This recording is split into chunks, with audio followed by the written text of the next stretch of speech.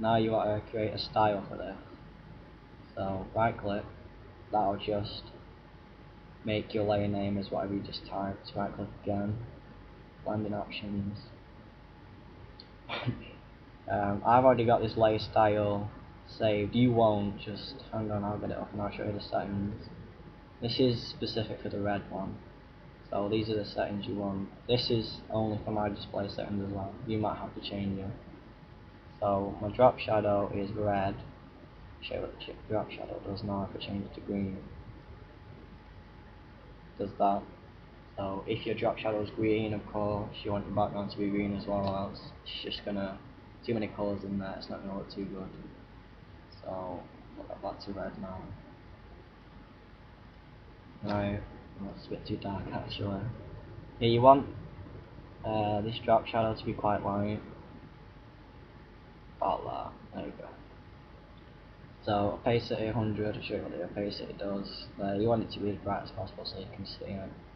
Angle 120, distance 6, size, well 46, 50, around there, 49, whatever. That's it for the drop shadow. And the inner shadow, just black up here, just creates the depth a bit more like that. Without that, it just doesn't look too good, and you can see it's quite a good difference. Makes it look much better. And I've got mine 79, 80%, something around there. 120 degrees again. Got distance 4, choke 4, size 6, and that's just specific to the size of my font. You might have to change it, you might not have to. I mean, whatever you want. And the outer glow, same colour again, just a bit darker. So yeah. Blend mode screen, opacity 75. I'll show you what happens if you have it too pace. Yeah, 75. Softer 6. Yeah, about 6, maybe 10. Range 50, and that's it for your layer style. So your font should look like this. If it doesn't, just rewind a bit of the video and see what you've gone wrong with the settings. You can mess about with them yourself as well. Create whatever layer style you want really, because it's, when you create the reflection it's going to be exactly the same, so we don't have to worry about doing the same settings. And also if you want to save that, look on this new style, just call it tutorial style, and okay, and then if you ever want to enter that, just click on styles here, mine's there, tutorial style, click on that, click OK, and then that's applied straight away. Right, so now we want to make a reflection of that. So to do this, hold down, you need to make sure this is selected first, little mouse with the arrows or something next to it, which makes whatever you've selected move. So once this is selected, hold Alt and Shift, drag it down to about there, just a bit underneath. You can make it precise if you want. So you've got a new layer there now. What could copy from it? Maybe something different for you.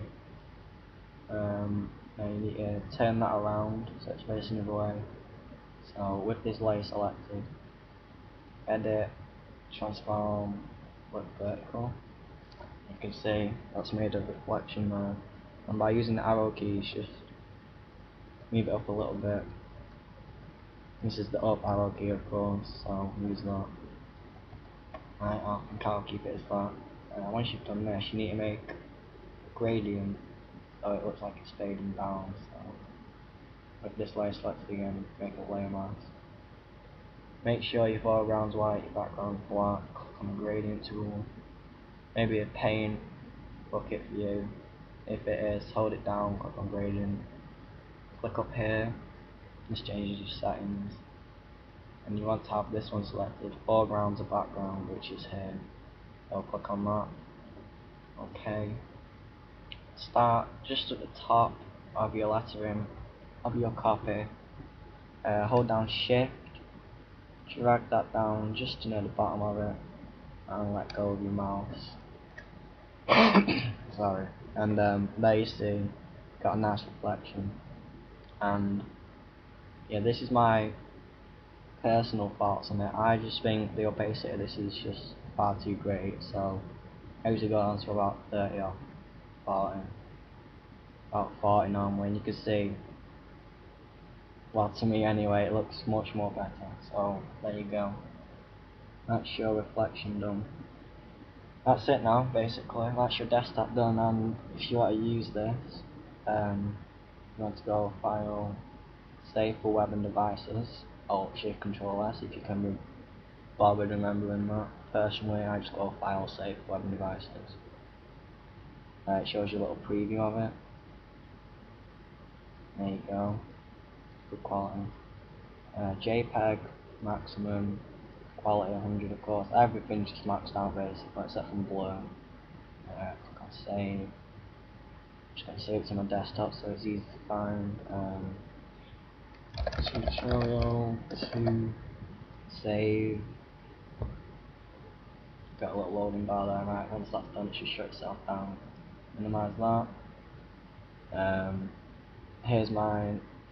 Right click, set as desktop background. If yours isn't on your desktop, right click, click personalize,